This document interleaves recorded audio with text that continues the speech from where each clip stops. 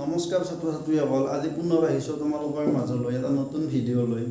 তো তোমালোকে অলৰেডি গম পাইছে যে আমি স্থানাংক জ্যামিতি চেপ্টাৰটো আলোচনা কৰিছিলোঁ ঠিক আছে তো আমি 7.1 এক্সাৰসাইজটো আলোচনা কৰিছিলোঁ তো আজি আমি 7.2 এক্সাৰসাইজটো আলোচনা কৰিম ঠিক আছে আমি দুটা অংক আলোচনা কৰিম লগতে আমি এমসিকিউ দুটা আলোচনা কৰিম ঠিক আছে পৰীক্ষাৰ বাবে দুটা এমসিকিউ আলোচনা কৰিম ঠিক আছে আশা কৰিছোঁ তোমালোক সকলোৱে ভালে আছা তো এতিয়া চাবা যে এই চেপ্টাৰটোৰ আমাৰ যেটো 7.2 এক্সাৰসাইজটো আছে তো ইয়াতে কি হয় যে আমাৰ দুটা বিন্দু সংযোগী ৰেখাখণ্ড মানে দুটা বিন্দু সংযোগী ৰেখাখণ্ড মানে m/n অনুপাতত ভাগ কৰা বিন্দু স্থানাংকৰ কথা কৈছে আমাক ঠিক আছে যে মই সাপোজ দুটা বিন্দু ললো এটা বিন্দু a ললো a x1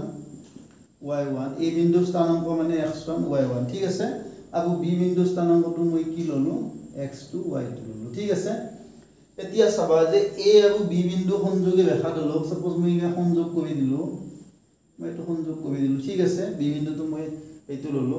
তো এই ab সংযোগী ৰেখাডালক সাপোজ pxy বিন্দুই মানে m/n অনুপাতত ভাগ কৰিছে ঠিক আছে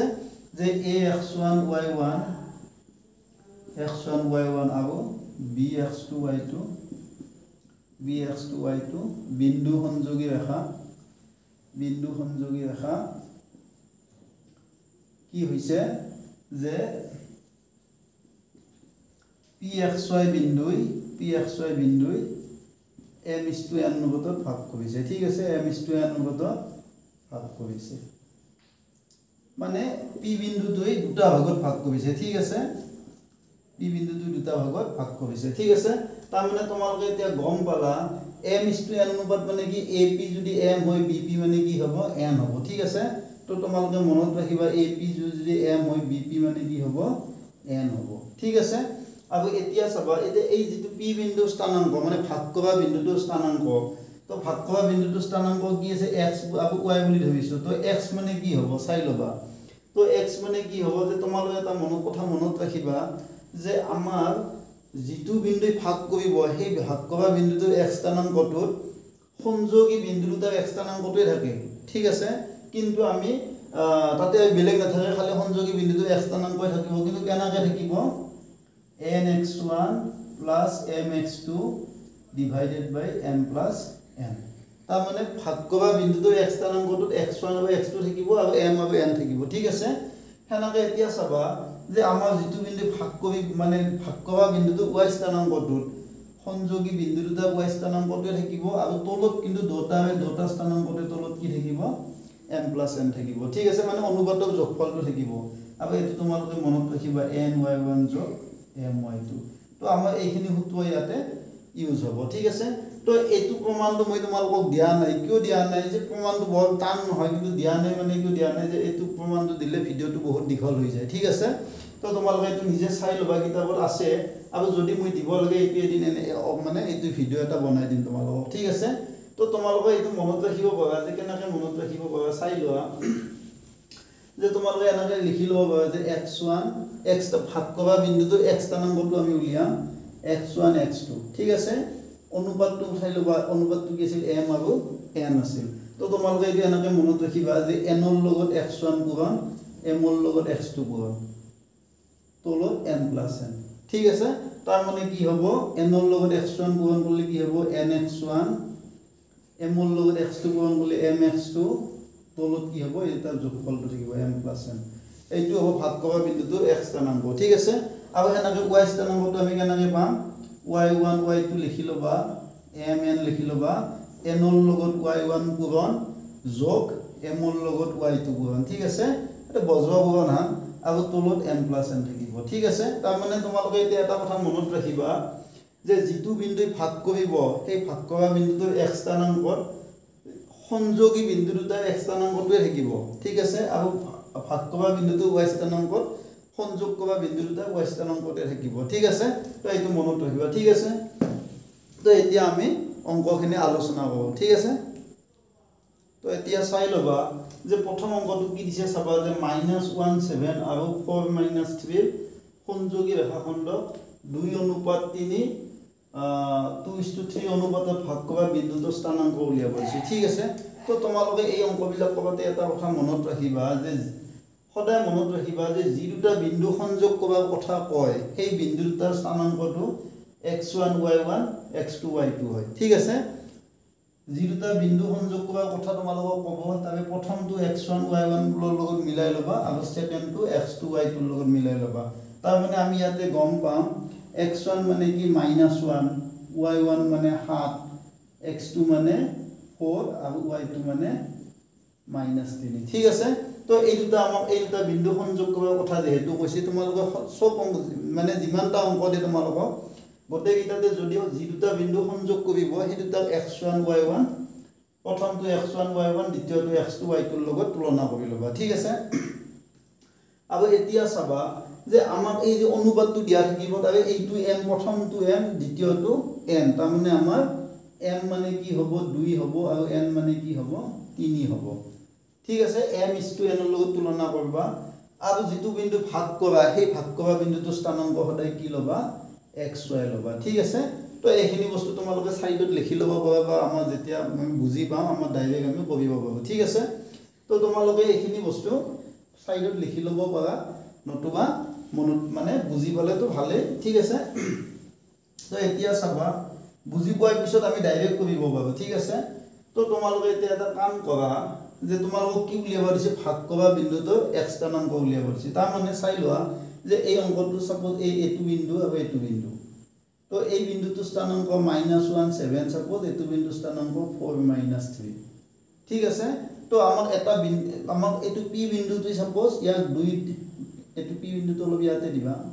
তো p বিন্দুটো সাপোজ 2:3 অনুপাতত ভাগ কৰিছে তো আমাক p বিন্দু স্থানাংক উলিয়াব দিছে মানে x আৰু y উলিয়াব দিছে ঠিক আছে তাৰ মানে সদায় মনত ৰাখিবা ভাগ কৰা বিন্দুটো স্থানাংকটো xy বুলি লবা ঠিক আছে তো এতিয়া তোমালোকে ধৰি লোৱা যে ধৰা হ'ল pxy বিন্দুই প্ৰদত্ত মানে দিয়া থকা প্ৰদত্ত বিন্দু সংযোগী প্ৰদত্ত বিন্দু দুটা সংযোগী ৰেখাখণ্ড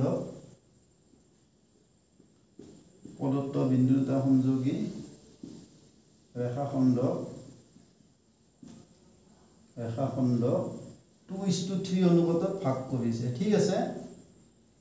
2:3 অনুপাতত ভাগ কৰিছে এটো দিয়া আছে 2:3 তো মই তোমালোকক আকৌ এবাৰ কৈছো যে যি দুটা বিন্দু সংযোগ কৰাৰ কথা ক'ব সেই বিন্দুটোৰ প্ৰথমটো x1 y1 বুলি ভাবিবা সেকেন্ডটো x2 y2 বুলি ভাবিবা অংকটো ভালকে পঢ়ি চাবা আৰু যেটো অনুপাত হয় এটো m is to n ঠিক আছে প্ৰথমটো m সেকেন্ডটো n বুলি ভাবিম আমি আৰু যেটো বিন্দু ভাগ কৰিব তাক আমি কি বুলি কম xy বুলি কম মানে স্থানাংকটো xy ঠিক আছে তো মই এটা ধৰা হ'ল pxy বিন্দু প্ৰদত্ত বিন্দু দুটা সংযোগী ৰেখাখণ্ডক 2:3 ভাগ কৰিছে ঠিক আছে তো এতিয়া ভাগ বিভাজন সূত্ৰৰ মতে আমাৰ কি আছিল তো এনে নিশ্চয় বুজি পাইছা তো এতিয়া চাবা বিভাজন সূত্ৰৰ মতে কি পাম আমি বিভাজন সূত্ৰত তোমালোকে কিন্তু ভাগ কৰা বিন্দুটো স্থানাংক হে পাইছো মানে বিভাজন সূত্ৰত আমি দুটা স্থানাংক পাইছো এটা x স্থানাংক এটা y স্থানাংক কাৰ এই দুটা ভাগ কৰা বিন্দুটো ঠিক আছে আমাক সেইটো উলিয়াব দিছে তো আমি ভাগ কৰা বিন্দুটো যেহেতু xy বুলি লৈছো তো বিভাজন সূত্ৰৰ মতে x মানে কি আছিল x মানে আছিল nx1 n মানে কি 3 x1 মানে কি -1 প্লাস m মানে কিমান 2 x2 মানে কিমান 4 ঠিক আছে আৰু তলত কি m plus n m মানে 2 n মানে 3 ঠিক আছে তো এটো 2 3 কিমান হল 5 এটো প্লাস আৰু মাইনাস পূৰণ কৰিলে -3 1 গুণ 3 এটো প্লাস হ'ব 2 4 গুণ কিমান 8 নিশ্চয় বুজি পাইছা তো এটো আমাৰ কি হ'ব চাই লোৱা এখিনি নিশ্চয় বুজি পাইছা তো এতিয়া তোমালোকে ইয়াতে বহুৱাই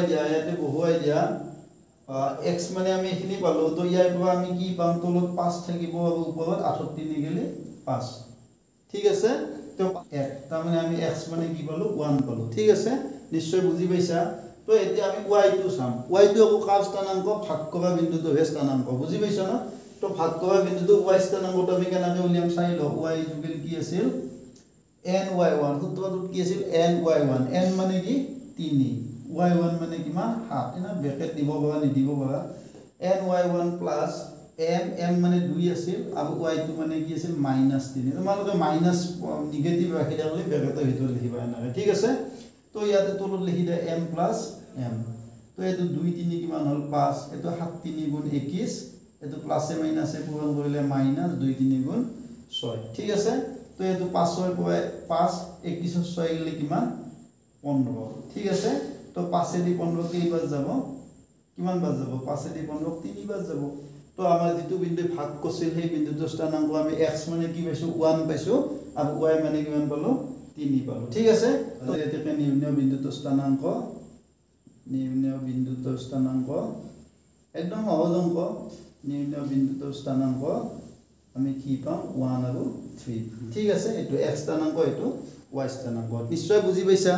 তো এতিয়া আমাৰ সময় হৈছে কি দুটা শৰ্ট প্ৰশ্ন ঠিক আছে তো তোমালোকে ভিডিওটো চাই থাকা তো আজি আমাৰ শৰ্ট প্ৰশ্নটো লৈছো যে এক নম্বৰটো এটো CBSE 2014 আহিছিল চাই লবা যে কি দিয়া আছে যে -3 -4 আৰু 1 আৰু -2 বিন্দু সংযোগী ৰেখা y অক্ষয় কি অনুপাতত বিভক্ত হবে ঠিক আছে তো ইয়াতে চাৰিটা অপচন দিয়া আছে 1:3 2:3 3:1 আৰু 2:3 ঠিক আছে তো এতিয়া চাবা যে ইয়াতে তোমালোকক মানে মই অলপ আগতে কৈছো যে সংযোগ যি দুটা বিন্দু সংযোগ হয় সেইটো স্থানাংক প্ৰথমটো x1 y1 দ্বিতীয়টো x2 y2 ঠিক আছে আৰু এতিয়া চাবা যে ইয়াতে যেটো সংযোগী বিন্দু সেই মানে কোনে ভাগ কৰিছে y অক্ষয় ভাগ কৰা মানে কি যে আমাৰ যেটো বিন্দু ভাগ কৰিছে সেই বিন্দুটো y অক্ষত আছে ঠিক আছে তো তোমালোকে নিশ্চয় গম পোৱা আমাৰ y অক্ষত যিবিলাক বিন্দু থাকে সেই বিন্দুবিলাকৰ x স্থানাংকটো কি হয় 0 হয় তো আমি x স্থানাংকটো 0 লৈছো y স্থানাংকটো y লৈছো ঠিক আছে তো তাৰমানে এই বিন্দুটো ভাগ কৰিছে তোমালোকে চাই লোৱা যে এই সাপোজ ৰেখাডাল এইডাল তো y অক্ষয় ভাগ কৰিছে তাৰমানে ভাগ কৰা বিন্দুটো y অক্ষত আছে y অক্ষত থকা মানে কি x স্থানাংকটো কি 0 তো এতিয়া চাবা সূত্ৰটো নিশ্চয় মনত আছে কি আছিল x স্থানাংকটো কি আছিল বিভাগ ভাগ কৰা বিন্দুটো x স্থানাংকটো কি আছিল nx1 plus mx2 divided by e আছিল m plus n আছিল তো এইটো সূত্ৰ আছিল আমাৰ তো তোমালোকে এতিয়া চাই লোৱা যে ভাগ কৰা বিন্দুটো কি আছে ইয়াতে 0 হয় তো x স্থানাংকটো কি হ'ব x স্থানাংকটো হ'ব nx1 n মানে আমি অনুপাতটো সুধিছে তো আমি অনুপাতটো m/n এ লও এতিয়া তো অনুপাতটো কি হ'ব n x1 মানে কি -3 plus m x2 মানে কি 1 আৰু ইয়াতে লাগিব m plus n ঠিক আছে তো এটো তোমালোকে সবল কৰা 0 এটো n - 3 -3n m এক গুণ m আৰু তলত থাকিল m plus n ঠিক আছে তো এতিয়া তোমালোকে এটা কাম কৰা ইয়াত তলত 1 থাকা বুলি ভাবি লব পাৰো তো বজবা পূৰণ কৰিলে m plus n ৰ লগত 0 পূৰণ কৰিলে 0 হ'ব আৰু 1 ৰ লগত এখিনি পূৰণ কৰিলে এখিনি হ'ব ঠিক আছে তো এতিয়া মই কি হ'ব আমি একফালে পাম 1 ৰ লগত এখিনি পূৰণ কৰিলে -3n plus m এ পাম আৰু m plus n ৰ লগত 0 পূৰণ কৰিলে আমি 0 পাম ঠিক আছে তো এতিয়া তোমালোকে এটা কাম কৰা m টো ইফালে ৰাখা আৰু -3n টো তোমালোকে সিফালে লৈ যোৱা ঠিক আছে তো এই বস্তুখিনি যদি তোমালোকে m/n হিচাপত লিখিব লাগে তো চাই লবা m ৰ লগত কি পূৰণ হৈ আছে 1 আছে তো 1 টো আমি ইয়াতে লিখিব লাগিব আৰু n ৰ লগত কি আছে 3 তো 3 টো ইয়াতে লিখিব লাগিব তেতিয়া আমাৰ 3 * n 3n আহিব m * 1m আহিব বজবা পূৰণ কৰিলে ঠিক আছে তো অনুপাতটো আমাৰ কি হ'ব m/n মানে কি হ'ব 3:1 হ'ব ঠিক আছে তো এনসারটো আমাৰ এইটো হ'ব নিশ্চয় বুজি পাইছা তো এইবাৰ আমাৰ যেটো শৰ্ট প্ৰশ্ন লৈছে সেইটো চাই লবা যে a36 আৰু b-12 - 3 বিন্দু সংযোগী ৰেখা x অক্ষয় কি অনুপাতত বিভক্ত হবে আগৰটো নিশ্চয় আগতে y অক্ষ আছিল বা কিন্তু x অক্ষ ঠিক আছে তো অনুপাত কেইটা দিয়া আছে 2:1 1:2 -2:1 আৰু 1:-2 এটো 2023 চনত আহিছিল ঠিক আছে তো এতিয়া তোমালোকে চাবা যে ইবাৰ কিন্তু ab ৰেখাডালক কোনি সেট কৰিছে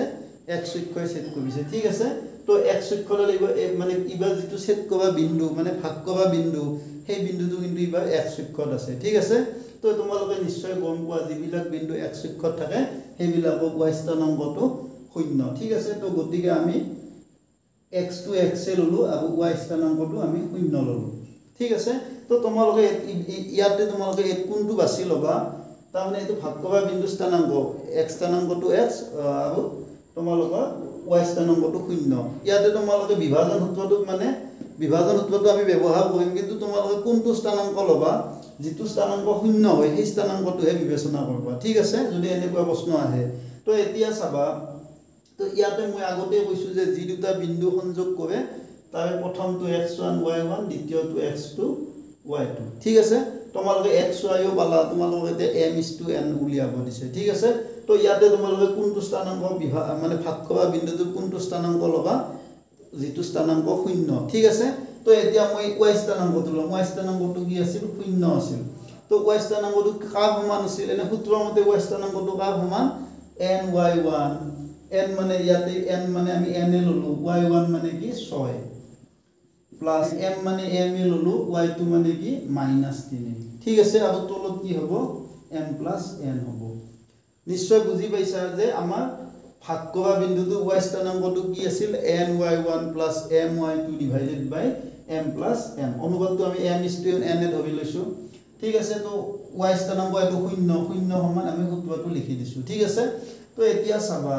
আগৰ নিচিনা ইয়াত তলতে 1 আছে তো m + n টো শূন্যৰ লগত পূৰণ হলে মানে বজ্ৰ পূৰণ কৰিলে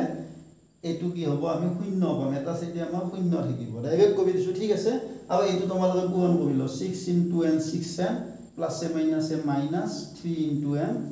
3n ঠিক আছে তো তোমালোকে এতিয়া এটা কাম কৰা তোমালোকে এই -3m টো এটো সাইডে লৈ আহা ঠিক আছে তো -3m টো ইফালে আনিলে কি হ'ব 3m হ'ব আৰু ইফালে কি থাকিব 6m থাকিব নিশ্চয় বুজি পাইছা তো এতিয়া তোমালোকে এটো যদি ভগ্নাংশ ৰূপত লেখা মানে m/n কৰি লেখা তো m ৰ লগত কি পূৰণ হৈ আছে চাই লোৱা m ৰ লগত কি আছে 3 তো 3 টো তোমালোকে ইয়াতে লিখিবা আৰু n ৰ লগত 6 এটো 6 টো ইয়াতে লিখিবা কিয় লিখিলো চাই লোৱা যে যেতিয়া আমি বজ্ৰ পূৰণ কৰিম 6 * n 6n আহি যাব 6 পূৰণ n 6n আৰু 3 পূৰণ n 3m আহি যাব ঠিক আছে তো এতিয়া তোমালোকে তো কাটা কাটি যাব 3 1 * 3 3 2 * 6 ঠিক আছে তো m/n মানে আসলে m/n আৰু 2/1 মানে 2:1 ঠিক আছে তো आंसरটো আমাৰ কি হ'ব 2:1 হ'ব ঠিক আছে নিশ্চয় বুজি পাইছা তো আজি ভিডিওটো ইয়াতে সামৰিছো আশা কৰোঁ তোমালোক উপকৃত হৈছা যে যদি তোমালোকে ভিডিওটো চাই ভাল পাইছা ভিডিওটো লাইক কৰিবা শেয়াৰ কৰিবা আৰু মোৰ চেনেলটো সাবস্ক্ৰাইব কৰিব নাপাহৰিবা ধন্যবাদ